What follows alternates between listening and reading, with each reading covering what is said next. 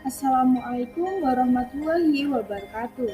Perkenalkan, saya Dina Nurhimatina dengan NIM 7211422122. Pada video kali ini, saya akan membahas tentang dampak positif dan manfaat dari literasi digital.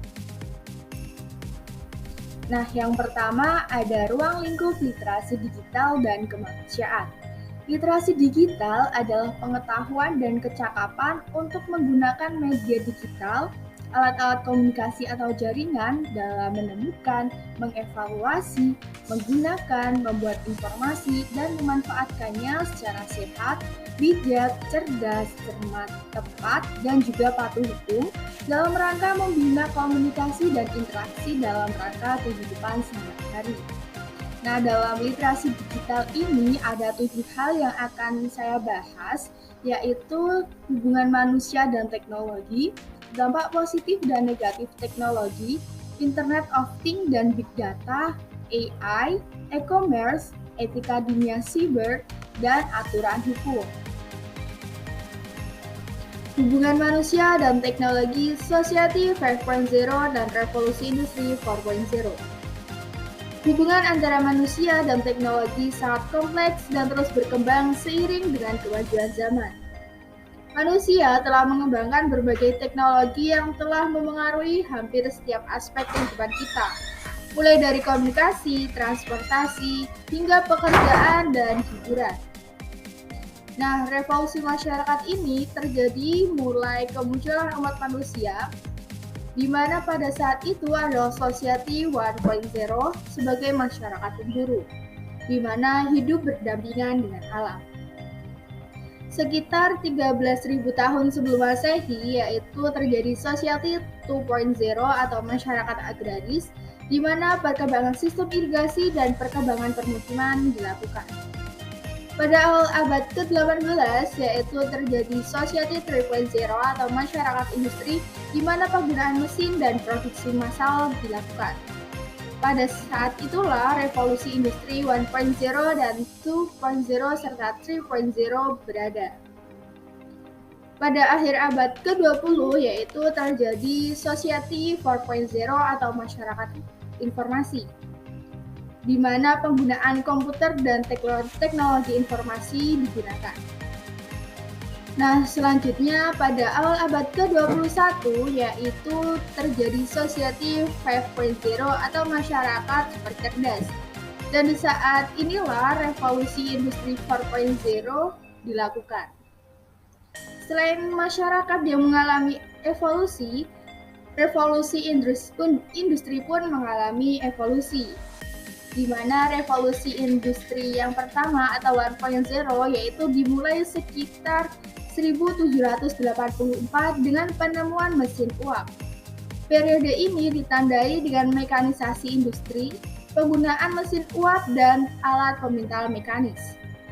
Revolusi industri yang kedua atau 2.0 yaitu dimulai sekira 1870.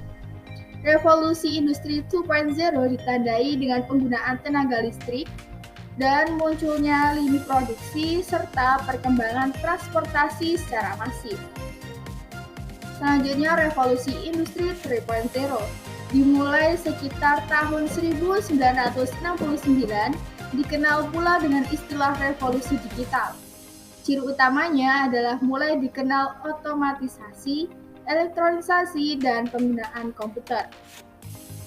Nah, revolusi yang terakhir atau sampai saat ini yaitu revolusi industri 4.0. Revolusi ini berawal pada abad ke-21, di mana pada revolusi ini dikenal dengan Cyber Physical System atau CPS, yang merupakan integrasi antara physical system, komputasi, dan juga network atau komunikasi. Dampak positif kemajuan teknologi. Munculnya berbagai platform media, baik media massa ataupun media sosial, jelas memudahkan kita untuk mendapatkan informasi yang diperlukan. Informasi bisa berupa teks, gambar bergerak, desain grafis, suara, musik, dan juga interaktivitas. Perkembangan literasi digital menyadarkan kita akan potensi perkembangan teknologi informasi dan komunikasi yang terus berubah sehingga termotivasi untuk mengevaluasi dan mempelajari kemajuan teknologi ini sebagai dasar untuk belajar sepanjang hayat. Kemajuan dan peran literasi digital memotivasi kemampuan kita agar bisa beradaptasi dan mengantisipasi perkembangan literasi digital, sehingga bisa melaksanakan dan menjalani aktivitas kehidupan sehari-hari secara mandiri dan lebih percaya diri. Penghematan waktu dan keakuratan data menjadi kelebihan praktis dari fungsi perkembangan literasi digital. Integrasi pemahaman serta proses evaluasi pun akan mempermudah penggunaan akses digital untuk mendukung suatu kegiatan dalam pencapaian waran suatu kegiatan yang sesuai dengan harapan. Mengenai meltek atau melek teknologi dan media erat kaitannya dengan kompetensi literasi digital. Kemampuan literasi apapun itu selalu berkaitan dengan kompetensi. Terdapat 5 dampak positif kompetensi dan literasi digital, yaitu yang pertama, kemampuan menggunakan teks, alat, teknologi, dan mengakses informasi dan hiburan. 2. Kecakapan dalam berpikir kritis, menganalisis, dan mengevaluasi data. 3. Mampu mengkomposisikan pesan dalam praktik yang kreatif. 4. Kemampuan untuk berefleksi dan berpikir etis.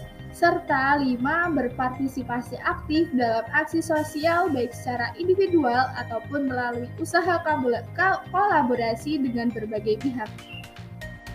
Selain dampak positif, terdapat pula dampak negatif kemajuan teknologi. Terdapat 3 bidang yang terkena dampak negatif kemajuan teknologi. Yang pertama dalam bidang keamanan digital. Dalam keamanan digital terdapat dampak negatif yaitu terjadinya serangan dunia maya, pencurian informasi dan identitas, serta manipulasi data digital. Dalam bidang kualitas hidup yaitu terdapat dampak negatif dalam lingkungan hidup, masalah mental, serta masalah produktivitas kerja. Sedangkan dalam bidang ekonomi dan politik yaitu terdapat pembunuh pekerjaan. Hal ini karena dengan adanya kemajuan teknologi, maka banyak pekerjaan yang digantikan oleh mesin sehingga pekerjaan berkurang. Yang ketiga ada konsep dasar Internet of Things dan Big Data. Internet of Things adalah sebuah konsep di mana suatu objek yang mewakili kemampuan untuk mentransfer data melalui jaringan tanpa memerlukan interaksi manusia ke manusia atau manusia ke komputer. Internet of Things telah berkembang dari konvergensi teknologi nirkabel, microelectromechanical system atau MEMS, dan internet. Nah, 3 elemen utama dalam arsitektur Internet of Things yaitu barang fisik yang dilengkapi modul Internet of Things, perangkat koneksi ke internet seperti modem dan router, wireless PG seperti di rumah, dan juga cloud data center tempat untuk menyimpan aplikasi beserta database. Selanjutnya ada Big Data. Mengapa Big Data penting? Pentingnya Big Data tidak hanya berputar pada jumlah data yang organisasi miliki, tetapi hal penting adalah bagaimana mengolah data internal dan juga eksternal. Kita dapat mengambil data dari sumber manapun dan menganalisisnya untuk menemukan jawaban yang diinginkan dalam bisnis seperti pengurangan biaya, pengurangan waktu, pengembangan produk baru, dan optimalisasi penawaran produk, dan pengambilan keputusan yang cerdas.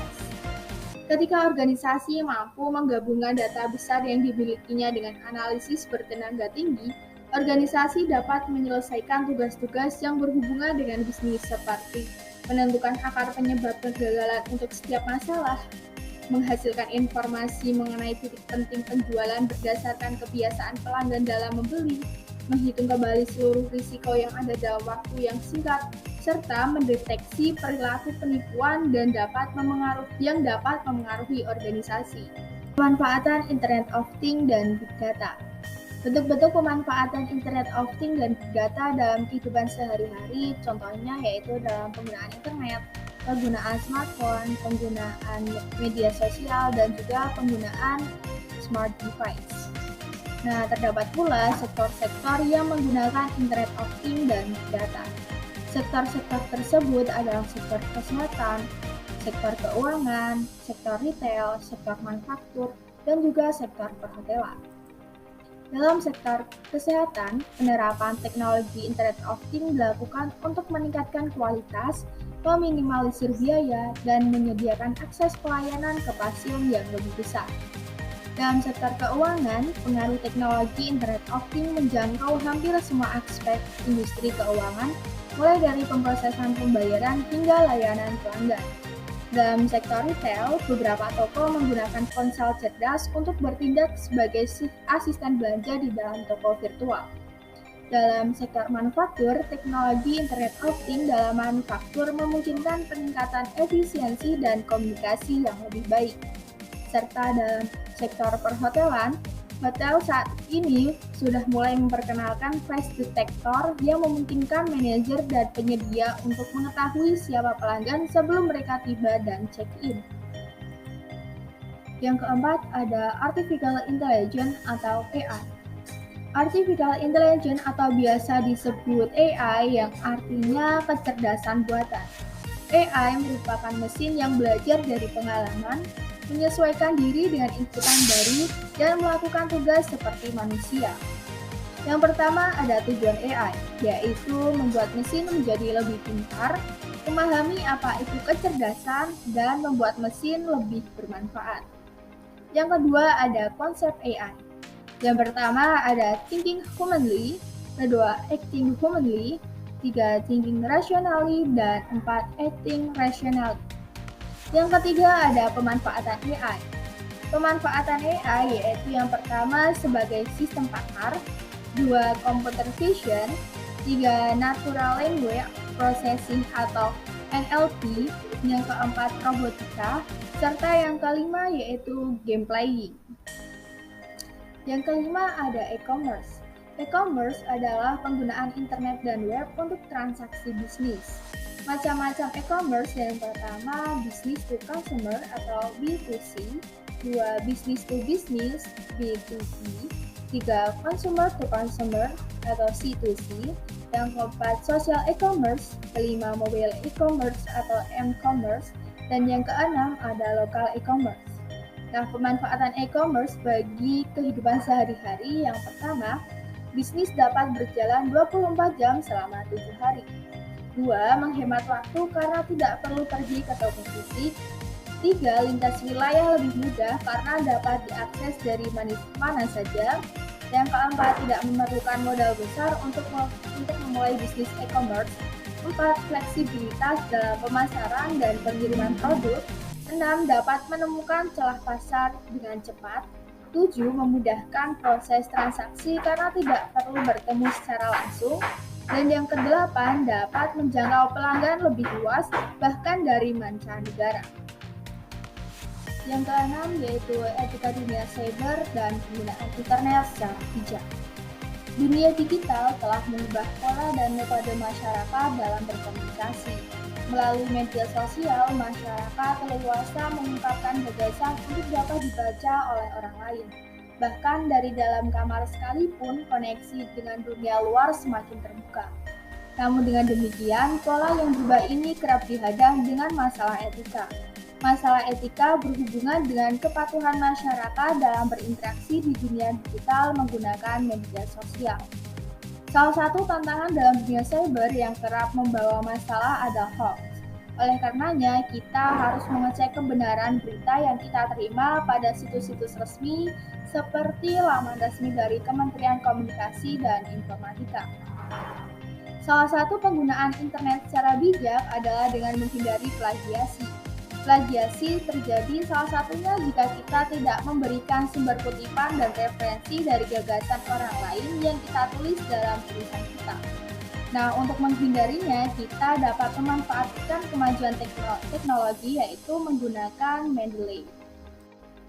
Yang ketujuh yaitu aturan hukum tentang informasi dan transaksi elektronik dan perbuatan yang dilarang dalam Undang-Undang ITE. Aturan hukum tentang informasi dan transaksi elektronik diatur dalam yang pertama KUHP. Yang kedua dalam Undang-Undang Nomor 11 Tahun 2008 tentang ITE, dan yang ketiga Undang-Undang Nomor 19 Tahun 2016 tentang ITE. Perbuatan yang dilarang dalam UU ITE diatur dalam pasal 27 sampai dengan pasal 37 UU ITE. Berikut adalah beberapa perbuatan yang dilarang dalam UU ITE.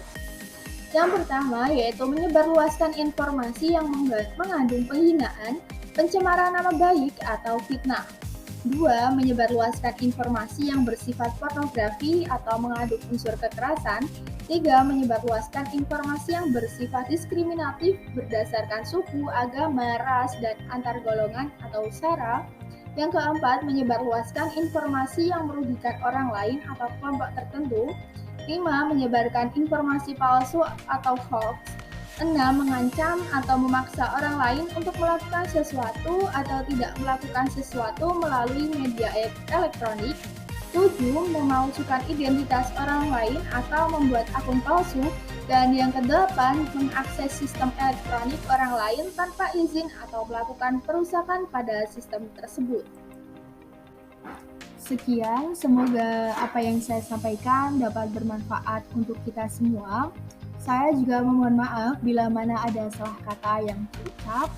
Terima kasih telah menonton. Wassalamualaikum warahmatullahi wabarakatuh.